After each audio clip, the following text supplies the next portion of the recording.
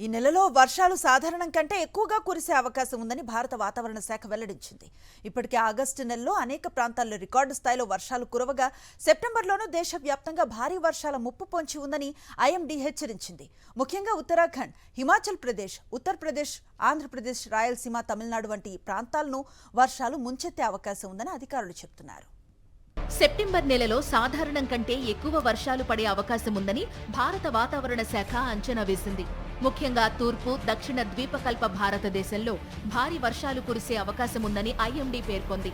ఉత్తరాఖండ్, ఉత్తర రాజస్థాన్, హర్యానా, ఢిల్లీ, పంజాబ్, హిమాచల్ ప్రదేశ్ ప్రాంతాల్లో కుండపోత వర్షాల ముప్పు ఉందని హెచ్చరికలు జారీ చేసింది. ఇప్పుడు క్లౌడ్ బరస్లు కేవలం హిమాలయ ప్రాంతాల్లోనే కాదు, మైదాన ప్రాంతాల్లో కూడా నమోదవుతున్నాయని ఐఎండీ డైరెక్టర్ మృత్యుంజయ మహాపాత్ర చెప్పారు. చెన్నైలో గత వారం 6 దశల్లో క్లౌడ్ బరస్లు నమోదు కావడం దీనికి నిదర్శనమని ఆయన ఉదహరించారు. ఒక్క గంటలో 100 మిల్లీమీటర్ల వర్షం పడితే దానిని క్లౌడ్ బరస్ట్ గా పరిగణిస్తారు. 20 నుండి 30 చదరపు కిలోమీటర్ల కొద్ది ప్రాంతంలోనే ఇది కురుస్తుంది. ఈ వర్షాలు కేవలం నగరాలను మాత్రమే కాదు, గ్రామీణ ప్రాంతాల్లో పంట పొలాలను కూడా ముంచెత్తే ప్రమాదం ఉంది.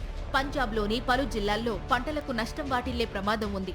గతంలోలాగా ఈసారి కూడా వర్షాలు పట్టణాలపై ప్రభావం చూపే అవకాశం ఉందని ఐఎండీ హెచ్చరికలు జారీ చేసింది.